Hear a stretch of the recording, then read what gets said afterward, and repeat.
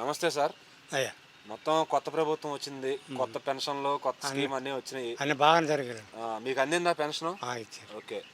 అంటే ఇంతకుముందు వాలంటీర్లు ఇచ్చేవాళ్ళు, వాళ్ళకి ఒక 5,000 జీతాలు ఇచ్చి, నిన్న ఏం జరిగిందంటే పంచాయతీ వాళ్ళతో ఇప్పించారు. సచివాలయం వాళ్ళే తీసుకొచ్చి ఇచ్చారు. మరి ఈ పద్ధతి బాగుందా, ఆ పద్ధతి బాగుందా? ఇదే బాగానే ఉంది కదా, వాళ్ళే తీసుకొచ్చి ఇచ్చారు. అట్లాగే ఇక్కడ లోకేష్ గారు అసలు ఎమ్మెల్యే కాలేడు అన్నారు, దిగ్విజయంగా గెలిచాడు ఆయన. మంగళగిరి మెజార్టీతో వచ్చారు కదండి. నేను అంతా సాంప్రదాయ బాబు పండగలాగా ఉంది. నేను అట్లాగే మీరు ఇప్పటికీ ఎన్నో ప్రభుత్వాలు చూశారు.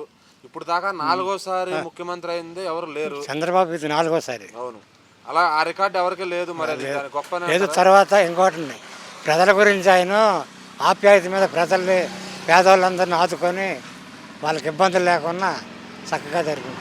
ఇంకా ఇప్పుడు పవన్ కళ్యాణ్ గారు పాపం వీళ్ళకి తోడు ఆయన కూడా ఒక ఆజ్యం పోసాడు. ఆయన రావడం కూడా మంచిగా ఉందా?